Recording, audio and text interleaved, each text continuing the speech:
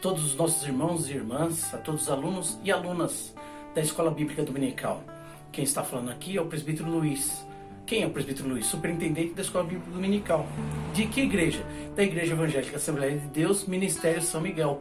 Quem é o pastor? Pastor presidente, pastor Leônidas José do Nascimento. E o primeiro vice, pastor José Carlos Alves Magalhães. E o segundo vice, pastor Márcio. Amém? É dessa Escola Bíblica Dominical que nós estamos falando. E quem vai lecionar hoje, quem é que vai dar aula hoje? É o pastor Márcio. Amém? E que lição que é? É a lição de número 9, porque hoje, domingo, 30 de agosto de 2020. Título da lição: Como vencer as oposições à obra de Deus. O texto áureo está lá em Romanos capítulo 8, versículo 37, que diz assim: Mas em todas estas coisas somos mais do que vencedores, por aquele que nos amou.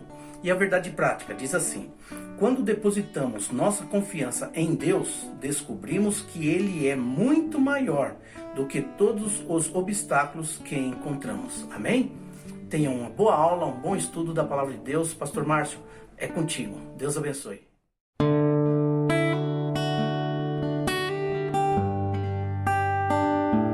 A paz do Senhor a todos os irmãos, irmãs da Igreja Evangélica Assembleia de Deus, Ministério de São Miguel Paulista.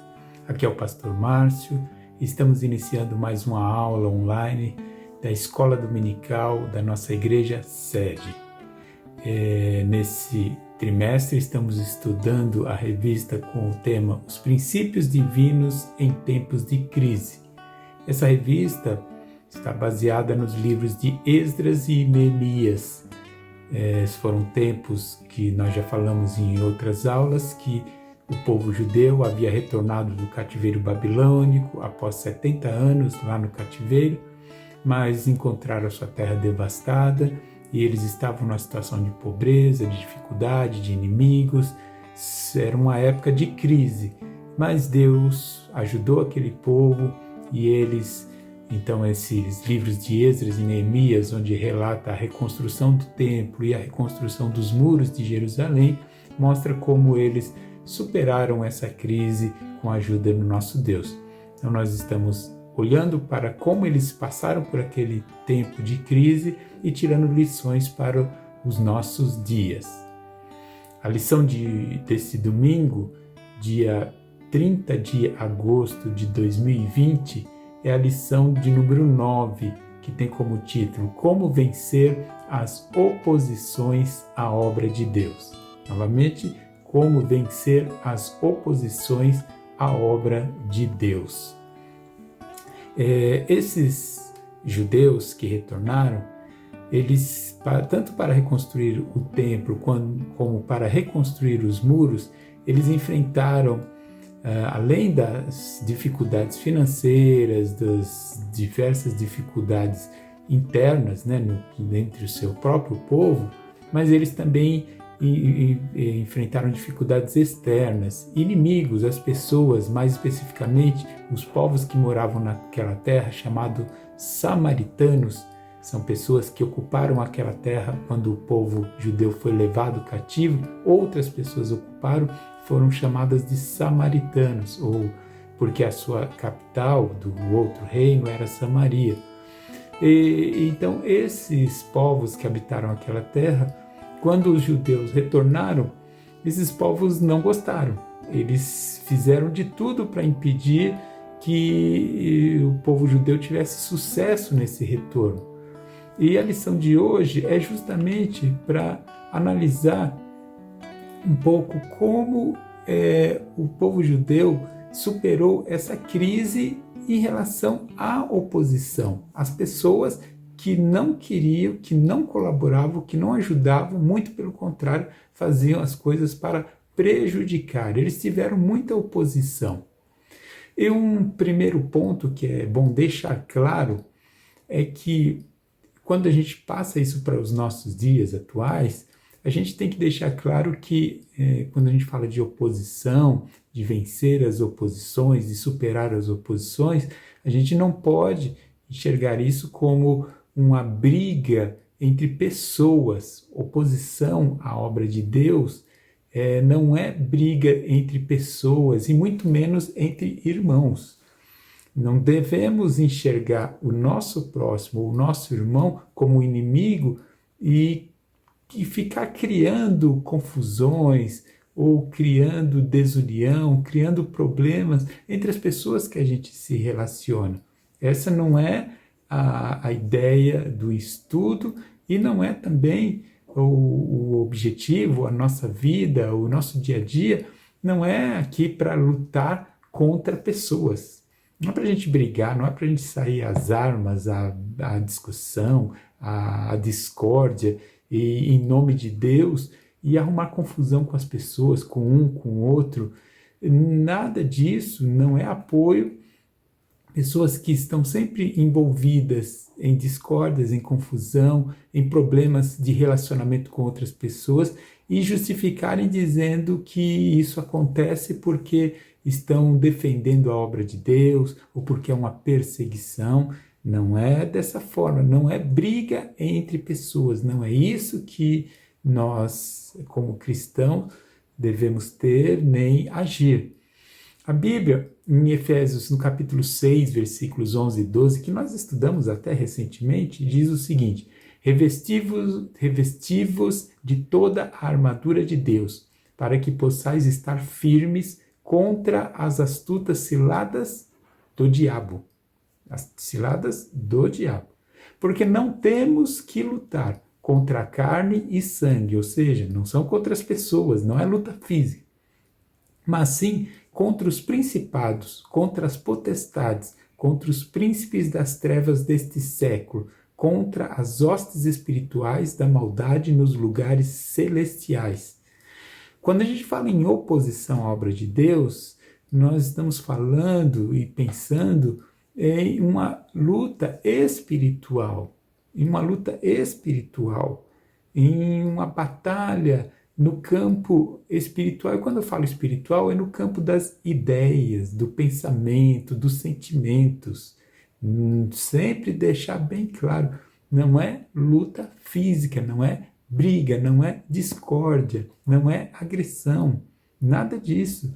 A oposição à obra de Deus se refere ao campo das ideias, ao campo das pregações, das falas, dos pensamentos, da forma que as coisas são ensinadas. O campo do inimigo é em relação ao combate, ao que é pregado, ao evangelho, ao ensinamento.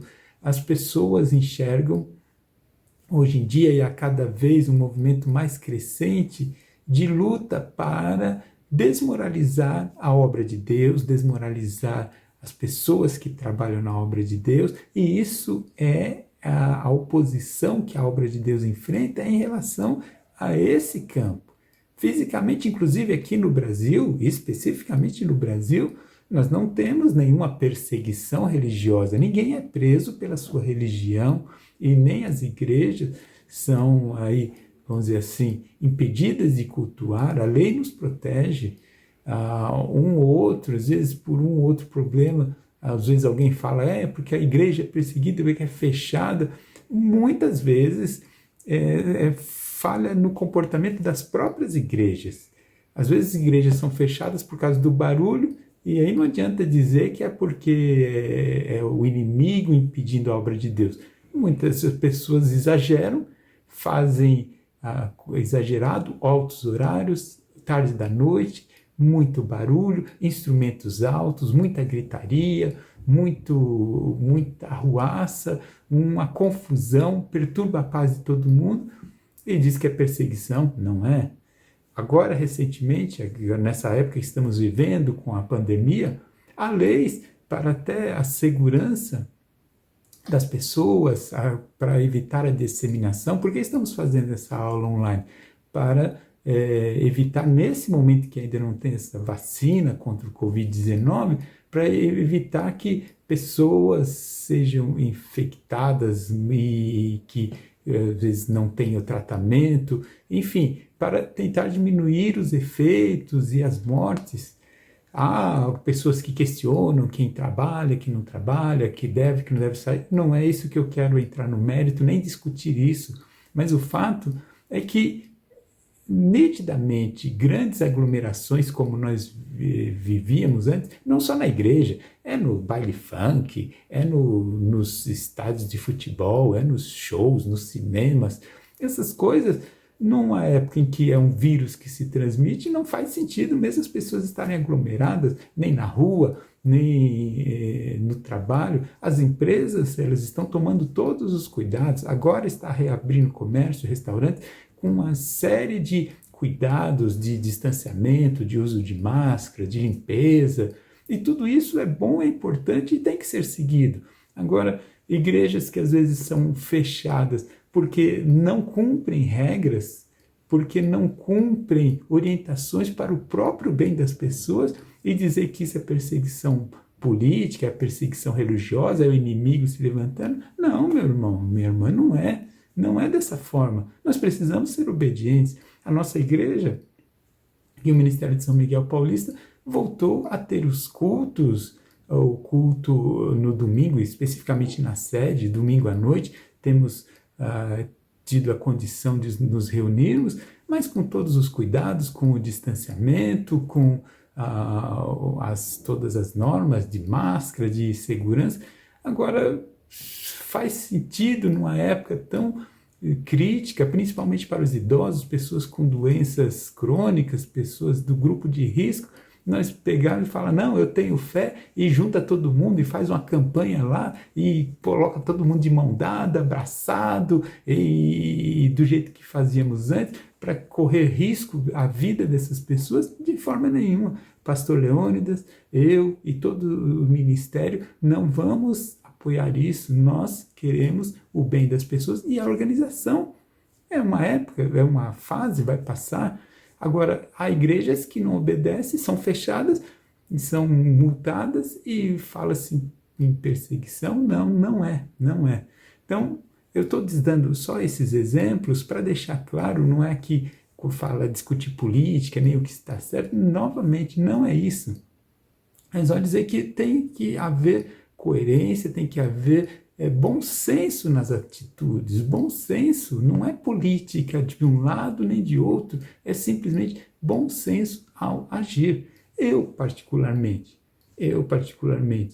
eu evito qualquer lugar ou que, até no mercado, eu preciso ir no mercado, minha esposa precisa ir no mercado, aí porque, por exemplo, lá na fila do mercado, vai juntar uma pessoa com a outra. Eu pego, a minha esposa faz muito isso também, a gente distancia da pessoa da fila, que está na frente na fila, e atrás de nós a gente coloca o carrinho para forçar uma distância do que vem atrás. Custa fazer isso? É uma precaução.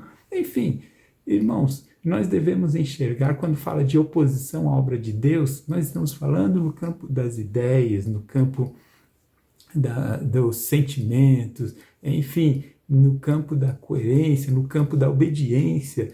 É nesse campo, e não na desobediência. Não, a igreja não é perseguida quando não há perseguição à obra de Deus, quando a própria igreja faz coisas que são contra a lei do nosso país. Não estou dizendo, de repente, da China ou de um país muçulmano, onde lá, de fato, a igreja é perseguida fisicamente, a igreja é perseguida, as leis são contra, aí é outra história. Agora eu estou falando de um país como o nosso, que permite as nossas reuniões, permite o nosso trabalho. Então, a oposição que estamos aqui falando é a oposição à obra de Deus, ao Evangelho, à mensagem que é transmitida. Amém?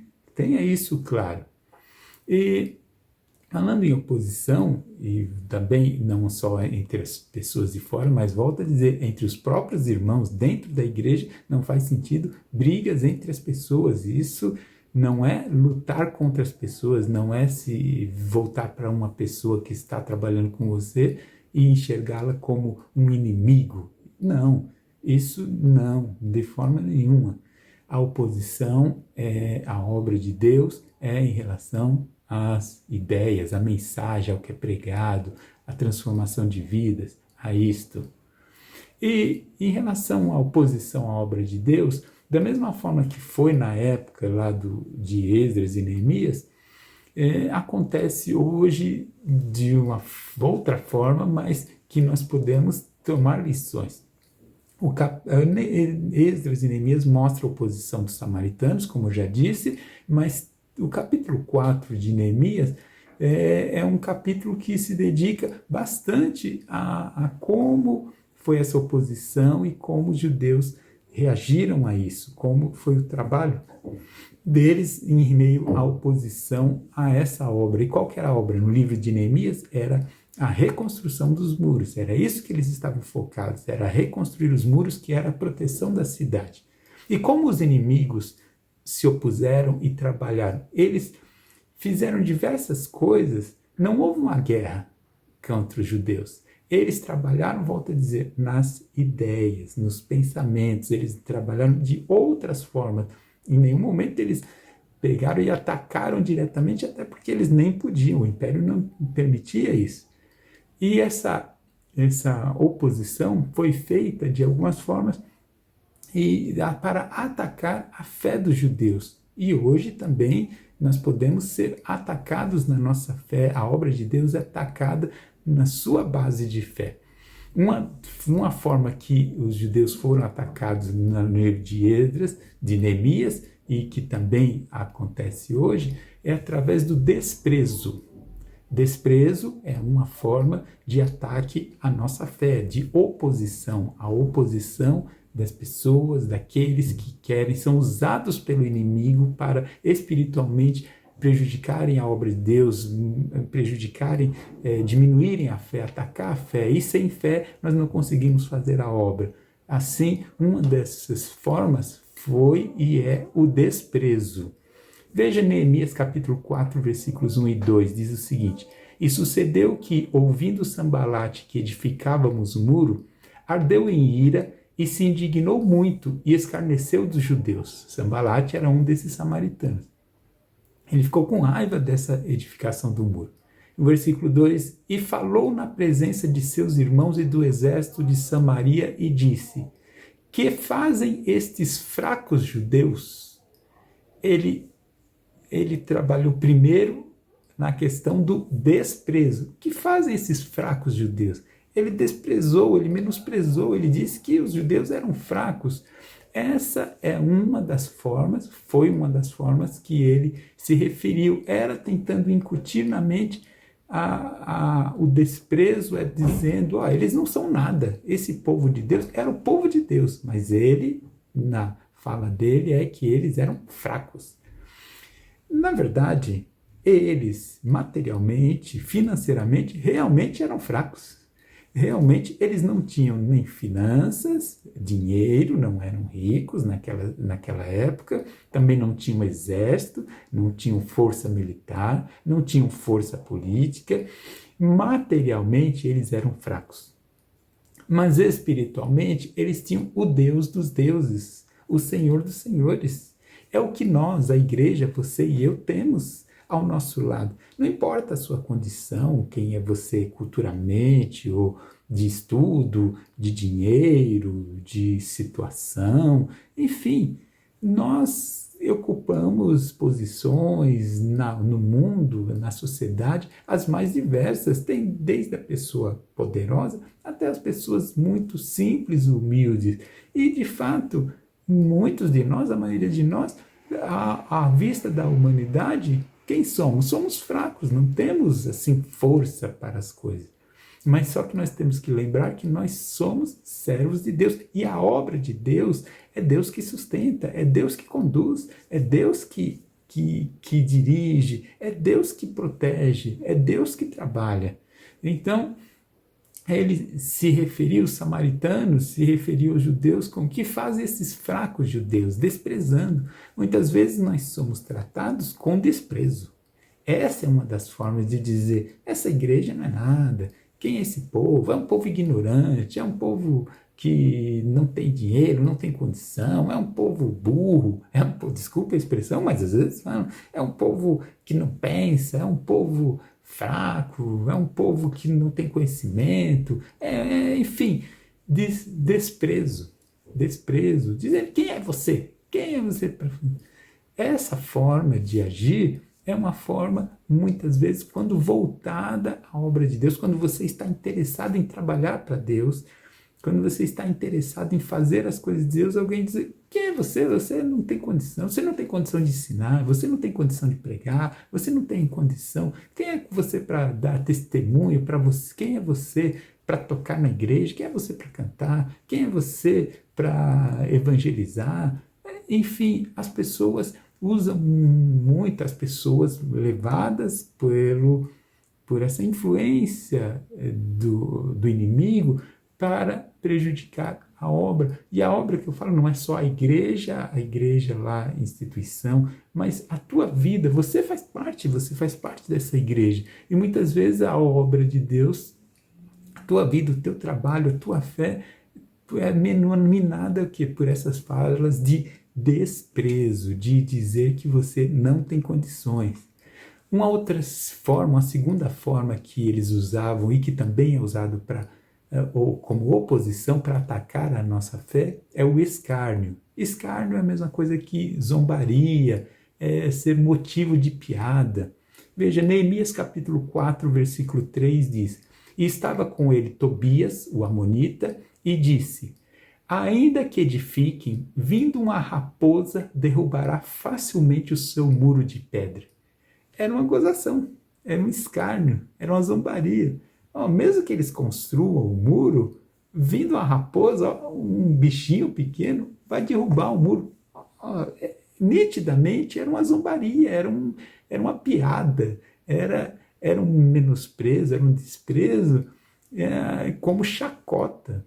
Então, o escárnio, o motivo de piada, muitas vezes é a forma de prejudicar a obra de Deus. É as pessoas fazerem gracinha, piadinha, e nessa linha de dizer: mas o que você fez, olha só que ridículo, que palhaçada, olha, você crente, você de social, você aí dessa gravatinha, você aí que fica aí se arrumando, essas coisas, que palhaçada, quem é você?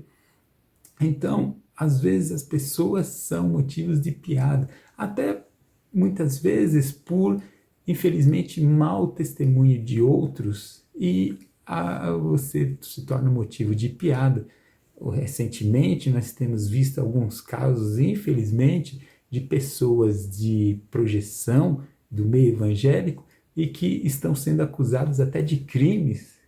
E às vezes você, como crente, você como fiel a Deus, alguém pode chegar e fazer as gracinhas, as piadinhas. Tá vendo? Olha lá, da tua igreja não era tudo santinho? Olha lá o que estão aprontando. E o seu pastor e a tua turma na tua igreja é assim também? Não eram santinhos? Não eram os bons? Não era isso? Não era aquilo outro? A zombaria, o escárnio. Você pode estar passando por isso, mas não se abale, não se abale. Isso é uma arma, é um ataque à sua fé. É para você ficar com vergonha, mas não se envergonhe, porque você não tem motivo para se envergonhar. Afinal, você está do lado do grande e poderoso Deus. Não tem motivo, a sua fé tem que estar acima de tudo isso. Mas é uma das armas usadas, a gozação, a chacota. Outra arma de ataque à nossa fé que foi usada na época deles e também pode chegar a nós, é chamar a atenção para a dificuldade da tarefa. Chamar a atenção para a dificuldade da tarefa. Neemias 4 e 2 diz o seguinte, a continuação do versículo é: acabarão num só dia? Vivificarão os montões do pó as pedras que foram queimadas? Em outras palavras, ele fala: eles vão dar vida desse monte de pó, das pedras queimadas, tudo, essa destruição toda, não tem nada, é só entulho. Entulho, só tem entulho, eles querem reedificar muros com entulho. Então, era de fato difícil. Eles não tinham dinheiro, não tinham condições, e a tarefa era grande. Sim, era grande. Era grande. E o que o inimigo faz? Ele fica ali incutindo que o que você tem para fazer para Deus é grande demais para você. é grande demais. E volto a dizer, toda a obra de Deus é realmente muito grande. E louvado seja Deus por isso, que é grande mesmo, é grandíssima. As coisas de Deus são imensas, as coisas de Deus são maravilhosas, são grandiosas. Mas Deus não depende da nossa capacidade para fazer as coisas grandiosas, mas Ele usa a cada um de nós para fazer essas coisas grandiosas. E por isso que eu digo que a maravilha da obra de Deus é justamente essa. É porque Ele pega a nossa fraqueza, a nossa insignificância para fazer coisas grandiosas. No mundo, só pessoas grandes, poderosas, conseguem fazer coisas grandes. Agora, na obra de Deus, as coisas grandes são feitas por gente como eu e você, gente pequena mesmo. Então, não é a obra, o tamanho da tarefa a fazer, não é isso que deve nos abalar. Só que um dos ataques do inimigo é ficar ali buzinando na minha cabeça. Olha, mas será que você vai dar conta? Não é muito? Você não está dando um passo maior que as pernas? Não estou falando de vida material, de vida financeira, nada disso. Estou falando da obra de Deus. Se você é chamado para uma tarefa na obra de Deus, a primeira coisa que o inimigo vem buzinar na tua cabeça, e usa uma pessoa, usa outra, para falar mas você não tem condição. Mas quem? Você, para trabalhar com uma liderança te chamou para fazer tal obra? Você não vai dar conta. Quem é você? Não, você não. Olha só, olha fulano com o conhecimento, a capacidade, e você quem é? Como que você vai conseguir? É muito grande para você. Uma congregação dirigir é muita coisa. Trabalhar num conjunto é muita coisa. Trabalhar com os jovens ou com as irmãs é muita coisa. A liderança te chamou, mas é que eles não pensaram direito. Se analisasse direito quem você é, não te chamava, porque que você não tem condição. Essas coisas são conversas, são ataques do inimigo como oposição à obra de Deus. Mas volto a dizer, ninguém que foi chamado à obra de Deus foi chamado porque a obra só acontece pela capacidade dele. Muito pelo contrário, a obra de Deus acontece porque é Deus quem faz através de mim e de você. É Deus usando um vaso de barro. É Deus usando a nossa limitação, a nossa incapacidade. É Ele que faz. Você olha, Moisés por si só abre mar vermelho, é Moisés que traz 10 pragas, é Moisés que faz sair água de pedra. Não, Moisés por si só era medroso, de uma falha que cometeu, saiu correndo, fugido do Egito. Não é isso. Ele mesmo falou, nem sequer eu sei falar, eu não sei nem falar. Era o Moisés. Agora, Deus tornou Moisés um grande herói da fé, assim como tantos outros. Você olha para os pastores, as pessoas que estão à frente da igreja, e ir lá e pregando, e falando com as multidões, e tratando com as pessoas, e você olha do seu lugar e pensa, mas é que Deus chama a pessoa, é que a pessoa tem capacidade, quem sou eu? Irmãos, nós, os pastores, as pessoas que estão na liderança, estão nessa posição, mas o tempo inteiro clamando pela misericórdia de Deus e o tempo inteiro se perguntando quem somos nós, quem sou eu? Para começar uma aula dessa, eu fico aqui respirando fundo, porque eu fico pensando o que eu vou falar para o povo. Eu não sou uma pessoa eloquente, eu não sou uma pessoa, um teólogo, eu não sou uma pessoa extrovertida, eu não sou uma pessoa fácil de falar, eu não sou nada disso, mas eu me coloco à disposição de Deus, eu me coloco e peço, suplico, meu Deus, olha para a necessidade das pessoas que estão me ouvindo, estão me vendo, tanto aqui quanto no púlpito, em qualquer lugar. Eu estou falando isso porque, como assim, dizendo um testemunho de experiência do que eu sinto, é assim como todos os demais. A gente não é que chega, eu vou fazer acontecer, não, deixa comigo. Aliás, eu já vi pessoas falando isso, toda cheia de si, não, é comigo mesmo.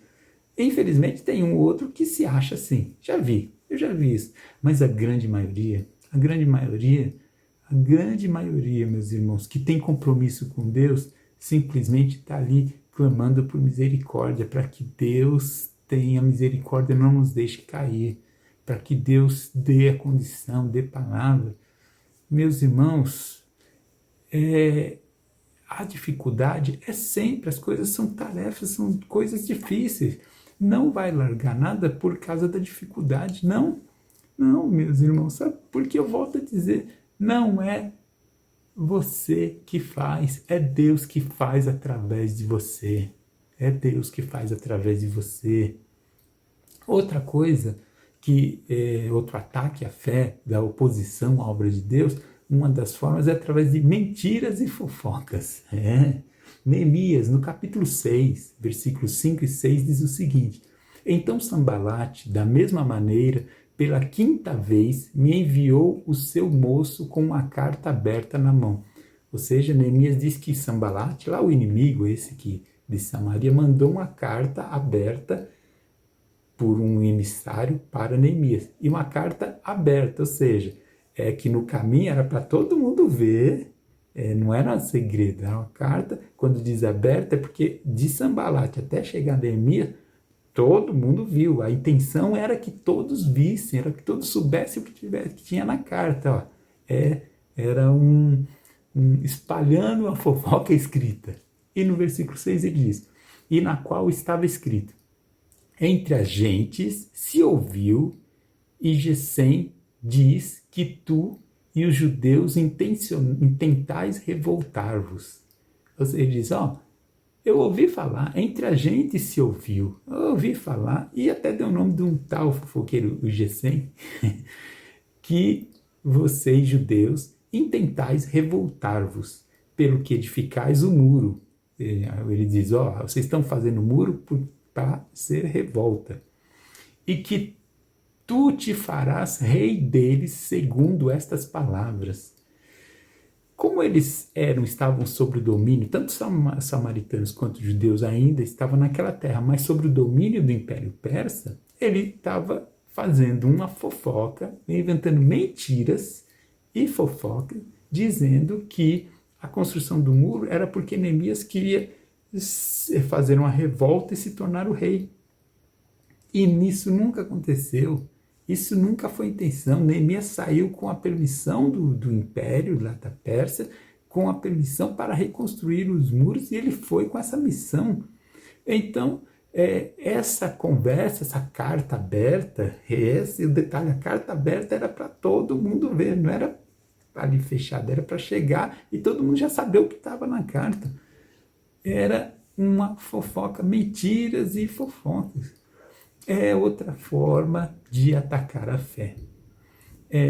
Muitas vezes surgem conversas que não são verdadeiras, para difamar as pessoas, para prejudicar. Então, nessa parte, eu até volto a suplicar aos irmãos, a pedir: não acreditem nas conversas que aparecem dos nossos irmãos. Sabe, sobre os nossos irmãos. Não acredite sobre os obreiros, sobre a liderança ou sobre os irmãos em geral. Conversas que saem do nada, ninguém sabe de onde veio, nem por que veio. É só eu ouvir dizer, eu estou sabendo, e eu não posso dizer de onde foi, eu não sou fofoqueiro. Essas coisas que vêm e difamam as pessoas. Isso não contribui, isso só causa discórdia, causa tristeza, causa pessoas desviando da igreja, causa desunião. Irmãos e irmãs, quando você ouvir alguém falando mal do teu irmão, volta a dizer, feche as orelhas para isso. Já falei isso outras vezes e volto a dizer, feche as orelhas para isso. Não vem com aquele ditado popular onde a fumaça há fogo. Não. Onde a fumaça, para mim, tem fofoca. Fumaça, para mim, tem fofoca. Fofoca. Você que convive com seus irmãos, você conhece a história das pessoas, como que de uma hora para outra as pessoas simplesmente não valem nada? Como que de uma hora para outra alguém diz para você que fulano não gosta de você, que fulano falou mal de você, que fulano fez isso, aquilo contra você, e você já acredita? Você convive com a pessoa e de repente acredita no que alguém vem dizer do nada. E toda a experiência que você teve, aí você acredita mais numa fala que aparece de repente. Meu irmão, isso é cilada do inimigo, é ataque do inimigo para prejudicar a obra de Deus. Isso, muitas pessoas que estão na liderança são vítimas disso. Falam mal da pessoa, falam mal da família, criam tantas coisas, tantas conversas. Olha, me veio aqui na mente um exemplo, um só, entre muitos. O pastor Leônidas, há uns tempos, disseram que ele era maçom. Maçom, assim como eu já vi dizer que o pastor José era maçom, que, enfim, todas as pessoas que têm alguma projeção ou algum ganho ou alguma condição, de alguma forma, alguma projeção ou financeira ou de posição, de repente aparece a história que é maçom. Meu irmão, minha irmã, essas conversas que surgem do nada, sem comprovação, isso é coisa demoníaca. Se você ouvir uma pessoa falando, por exemplo, esse que eu dei de maçom ou tantos outros, coisa demoníaca. É gente usado pelo demônio para falar isso. E eu volto a dizer, e de tantos anos de convivência, onde você viu qualquer sinal que desse motivo para você pensar isso, aquilo, outro? Eu dei um exemplo, mas tem tantas outras situações. Outra situação, outro exemplo. Quando nós mudamos lá da sede, lá na Capitão Francisco Zé de Carvalho, e mudamos para a rua Luiz Perim, houve conversas em outros lugares, em outros estados até, dizendo que o pastor de São Miguel tinha vendido a igreja e fugido com dinheiro. E surgiu essas conversas, que um pastor lá de São Paulo, de São Miguel, vendeu a propriedade da igreja e fugiu com dinheiro. Agora, nós estamos, você que está agora congregando no templo em que estamos, nessa propriedade, saímos lá do centro, lá do calçadão de São Miguel, e viemos agora para onde você está, que construiu lá no Esperim, depois construiu esse templo na São Miguel, agora construiu esse templo de eventos onde estamos congregando, tudo isso. O pastor está aí na igreja, o mesmo pastor daquela época está aqui. Eu estou aqui com vocês, todos nós, nada mudou. E as pessoas simplesmente espalham conversas. Eu dei só 2 exemplos, mas de muitos e muitos outros que as pessoas falam. Fofocas, eu acho que se eu perguntasse a você para falar quantas fofocas você já ouviu, quantas coisas você já ouviu, e até de mim, eu acho que eu nem faço ideia do que você já ouviu de mim. Só que estou eu aqui, o cara aqui, estou eu aqui com você no dia a dia. Aqui você pode vir na sede, a gente está aí do mesmo jeito, daquele mesmo jeitinho, falando do mesmo jeito, convivendo das mesmas pessoas, do mesmo jeito. Anos e anos passaram e a gente está aqui. Agora, vai refletir quanta coisa você já ouviu e alguma coisa foi fato? Não. Eu estou dizendo isso não como defesa pessoal da minha família, não, eu estou dando exemplos, mas você deve ter passado por situações semelhantes na sua jornada, situações em que você também deve ter sido colocado em alguma mentira, alguma fofoca, tudo para prejudicar tua fé, o teu nome na igreja, o teu nome no trabalho, o teu nome na obra de Deus. Não se abale por isso, não se abale, continue firme, porque isso é obra demoníaca. Uma outra forma que também acontece ao ataque da fé é tirando o foco, astúcia para tirar o foco da obra. Neemias capítulo 6, versículo 2 diz o seguinte: Sambalate e Gesem enviaram a dizer: vem e congreguemo-nos juntamente nas aldeias, no vale de Ono. Porém, intentavam fazer-me mal. Neemias diz que recebeu um convite da parte lá do Sambalate e Gesem, que eram os líderes dos samaritanos, recebeu o convite deles para se reunir. Olha só, parece, assim, quem olha à primeira vista, parece que é um convite de trégua, de amizade. Não, eu só quero conversar, eu só quero tomar um café contigo. Não, mas eu quero, com todo carinho. E era o quê? Era uma estratégia para que eles abandonassem a obra do muro e focassem e fossem para a reunião, onde eles poderiam até ser atacados lá, com algum plano, alguma coisa que estavam tramando ali. Era tirar o foco das coisas de Deus. É outra forma de ataque à fé. É quando você está preocupado com as coisas de Deus, com a obra de Deus, em trabalhar para Deus, e vem conversa chamando para outras atividades, outras coisas, outros pensamentos, simplesmente te tira do foco, da concentração, do trabalho que realmente interessa. Sabe, distrações as mais diversas. Não estou falando aqui de lazer, não, dos seus momentos, não estou falando disso. Estou falando de aquelas coisas que acontecem para simplesmente você ter um plano, ter um projeto na obra de Deus, estar trabalhando, mas ficam te buscando para outras coisinhas, outros trabalhos, outras coisas que não causam, não trazem edificação, não traz o crescimento da obra de Deus. Fique atento a isso, a quando tiram o foco.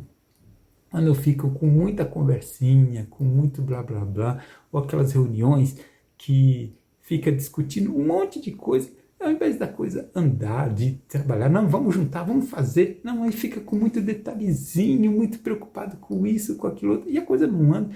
Meus irmãos, vamos trabalhar, não vamos ficar preocupados com minúcias, vamos fazer a coisa andar. É isso que é importante. Outra forma de ataque são, de fato, as ameaças. Ataque à obra de Deus, as ameaças. E Neemias, no capítulo 4, versículos 7 e 8, diz o seguinte: e sucedeu que, ouvindo Sambalate e Tobias, e os arábios, e os amonitas, e os asdoditas, que tanto ia crescendo a reparação dos muros de Jerusalém, que já as roturas se começavam a tapar, iraram-se sobremodo, e ligaram-se entre si todos para virem atacar Jerusalém e para os desviarem do seu intento. Ou seja, os samaritanos, com esses outros povos, eles se reuniram e ameaçaram atacar. Veja que eles não atacaram, eles se ligaram, ou seja, se reuniram entre si com a intenção de atacar, com um preparativo para ataque, para deixar, na verdade, os judeus com medo e parar a obra, para se desviarem do seu intento.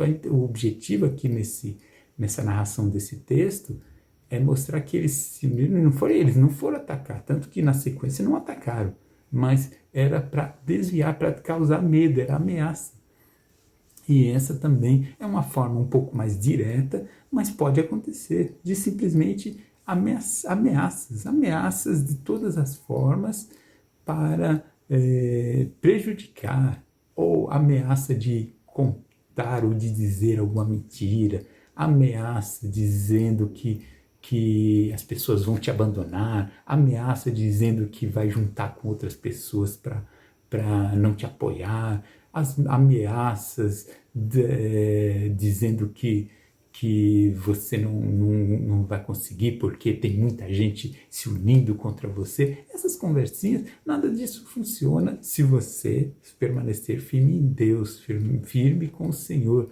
Ameaça, se você está na obra de Deus, aí vem o detalhe importante que é a vitória. E já emendando nisso, as ameaças e tudo que nós falamos, o segredo para vencer isso é ter certeza que você está na vontade de Deus.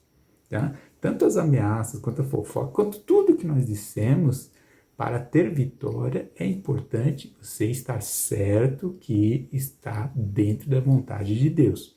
Neemias capítulo 2, versículo 20 diz: Então lhes respondi e disse: O Deus dos céus é o que nos fará prosperar, e nós, seus servos, nos levantaremos e edifiquemos. É uma resposta de Neemias aos inimigos, à oposição em geral. O Deus dos céus é o que nos fará prosperar, e nós, seus servos, nos levantaremos e edificaremos. Olha a convicção de que ele tinha, que Deus estava com ele. Essa fé, essa convicção, a certeza de que você está dentro da vontade de Deus, de que você está fazendo algo de boa vontade, de coração, para o bem da obra de Deus, não para o teu próprio bem, não para buscar os teus interesses, porque às vezes as pessoas fazem as coisas com convicção, mas a convicção de ganhar as coisas para si é tão grande que a pessoa vai em frente até para realizar o mal. Mas é a convicção que eu estou dizendo para a vitória, é de convicção que você está dentro da vontade de Deus.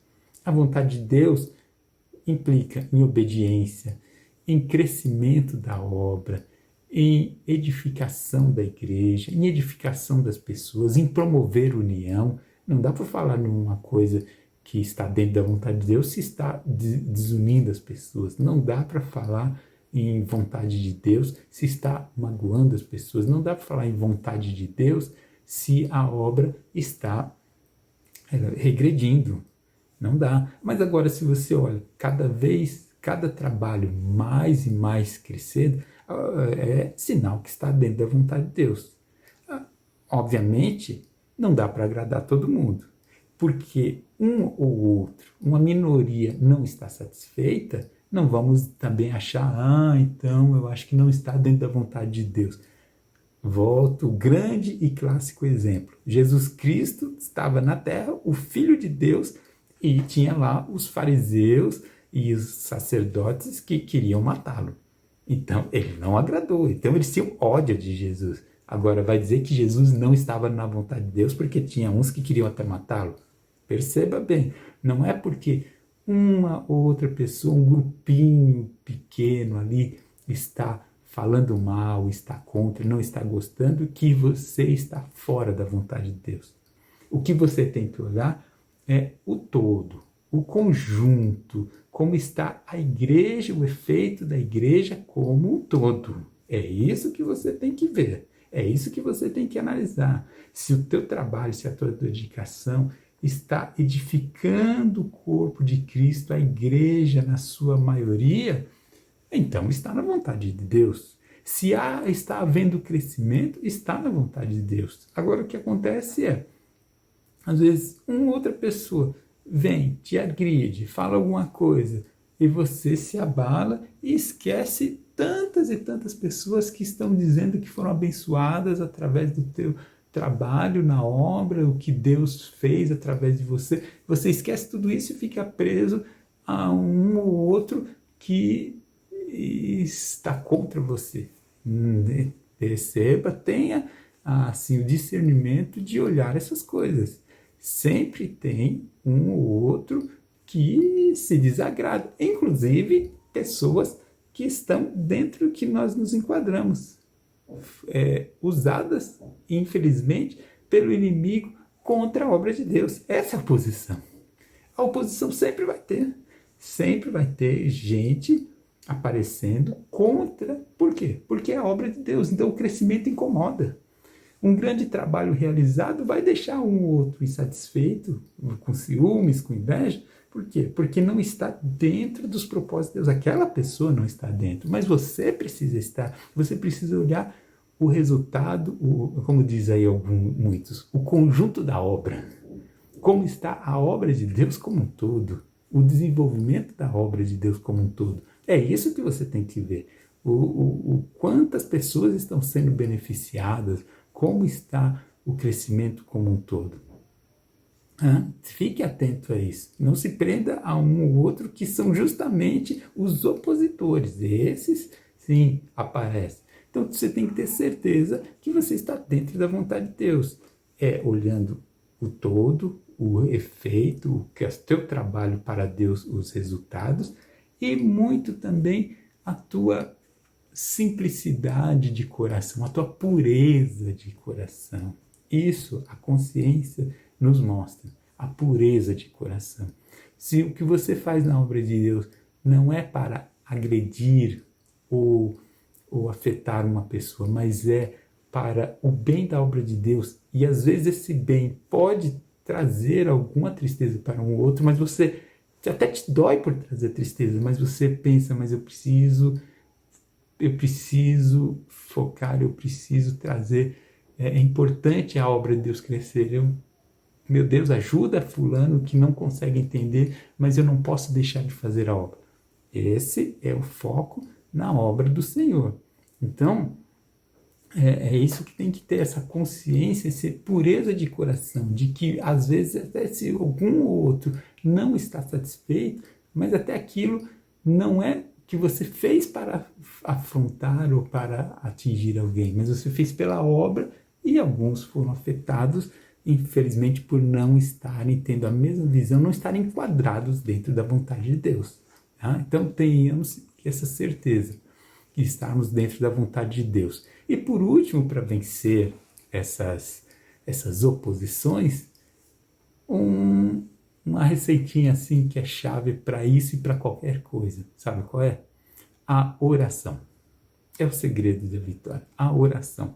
Neemias capítulo 4, versículo 9 diz: porém nós oramos ao nosso Deus e pusemos uma guarda contra eles, de dia e de noite, por causa deles.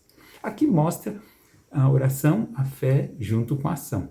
E, obviamente, quando a gente fala de oração, a gente tem que fazer a nossa parte. Eles colocaram guardas, eles se precaveram. Então, você vê a sequência do texto, eles trabalhavam, e diz que o texto que metade trabalhava e metade ficava de guarda, e mesmo que estavam trabalhando, uma mão estava lá no tijolo, nas ferramentas, e outra estava na espada, no escudo. Então, eles estavam atentos. A parte nossa a gente tem que fazer, mas a chave principal é a nossa oração, a nossa fé em Deus. E isso tem que ser prioritário. Quando fala assim em oposição à obra de Deus, todos aqueles ataques que eu mencionei, tudo aquilo acontece, e é comum, e acontece mesmo, mas se você me perguntar qual o argumento para convencer essas pessoas, difícil te dizer qual é, difícil apontar. Que ação, o que eu tenho que fazer para mudar o coração dessas pessoas? Muito difícil te dizer, muito difícil. Mas uma coisa eu posso te dizer, essas oposições, conforme nós falamos desde o início, são batalhas espirituais. Então a batalha espiritual você vence com oração, porque quem muda os corações, quem muda o pensamento, quem convence é o Espírito de Deus. Então essas oposições, elas surgem, elas aparecem. E não é a nossa competência, a nossa capacidade, o nosso argumento, o nosso pensamento que vai mudar essas pessoas. Não é. Dificilmente. Quando há uma má vontade, um pensamento até de prejudicar das pessoas, é difícil você transformar aquele coração. Difícil, eu diria quase impossível. Então, o que transforma? É o Espírito de Deus agindo. As oposições que surgem, a gente faz a nossa parte, como o texto nos mostra. Eles fizeram a parte deles, ficaram de guarda, se precaveram. Mas o que traz a vitória é confiar em Deus, é orar e entregar essas causas na mão de Deus e fazer a sua parte. Façamos a nossa parte, continuando trabalhando na obra de Deus, fazendo a obra dele e não parando, continuando firme, constante e sempre abundante na obra de Deus. É isso que nós devemos fazer e confiando nele, que essas oposições elas vão sendo vencidas pelo poder de Deus. Alguns são transformados pelo poder de Deus e outros são retirados pelo poder de Deus. Deus age, Deus muda, Deus transforma ou Deus retira. Agora, tudo isso deixa na mão nos cuidados de Deus. É Ele que faz. É Ele que age. O que eu e você devemos fazer? É continuar lutando, trabalhando por Deus. É isso que a gente deve continuar. E como fazendo isso? Se apegando nele em oração, buscando, entregando essas situações nas mãos de Deus. Olha só o que Neemias fez no capítulo 6, versículo 14. Lembra-te, ele em oração a Deus, o que ele fez? Lembra-te, meu Deus, de Tobias e de Sambalate, conforme estas suas obras, e também da profetisa Noadias e dos mais profetas que procuraram atemorizar-me. Ele entregou os inimigos na mão de Deus, a oposição ele entregou na mão de Deus. Ele falou, lembra desse povo. E além de Sambalate e Tobias, ele menciona outras pessoas aqui, profetiza, mulher que apareceu lá, Noadias e outros profetas, gente se dizendo profeta e vindo com as profetadas, né? Contrariando, dizendo, falando, dizendo que era em nome de Deus e falando contra Neemias. Olha o que passaram tantos anos e a coisa continua assim. Levanta-se muitas pessoas, às vezes, que se dizem usadas por Deus, profetas e tal, e parecem ser de Deus, mas eu volto a dizer, se a mensagem é de desunião, se a mensagem é falando mal, se a mensagem é criticando, se a mensagem não está colaborando, não é de Deus. Não adianta vir com língua estranha, nem com cara de espiritual, nem com conversinha de... Às vezes tem gente que vem com conversinha de coitadinho, parece um coitadinho. Não, essas coisas, ou muito santo. Porque... e outros são tão santos que apontam todos os erros do outro, dizendo, não, mas devia fazer isso, porque quem é de Deus faz isso, faz aquilo. Só apontando o erro, ao invés de arregaçar as mangas e trabalhar em ajudar e colocar ao lado. E é o que eu sempre digo, a liderança às vezes não é perfeita, às vezes comete falhas, mas aqueles que são de Deus, o que faz? Se coloca ao lado e ajuda a corrigir essas falhas. E nunca usa essas falhas para derrubar ou para tomar lugar de alguém. Não. A liderança pensa, as pessoas que estão na vontade de Deus ajudam a liderança para que a obra de Deus cresça. Isso é estar na vontade de Deus. E o que Neemias fez?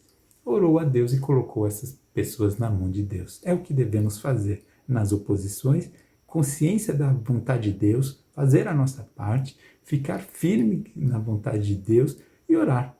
Orar e Deus tomar conta de tudo. Tá? Mas não abandone por causa das oposições. Vamos continuar firmes na obra do Senhor. Amém? Senhor Deus e Pai, mais uma vez eu quero falar contigo, agradecido por essa oportunidade de meditar na Tua Palavra. Te peço, meu Deus, que nos ajuda, Senhor, a não desanimarmos, Senhor, aos muitos ataques, às muitas provações, às muitas situações que vêm para nos desanimar, para nos fazer largar a Tua obra. Eu te peço ajuda, eu te peço orientação, sê com o Teu povo, sê com todos nós, e abençoa para que a obra de Deus cresça dia a dia mais e mais. Senhor Deus, continua com a Tua igreja, é o que nós te pedimos e te agradecemos em nome de Jesus. Amém. Que o nosso Senhor Jesus Cristo abençoe a todos. Amém? Fique na paz do Senhor.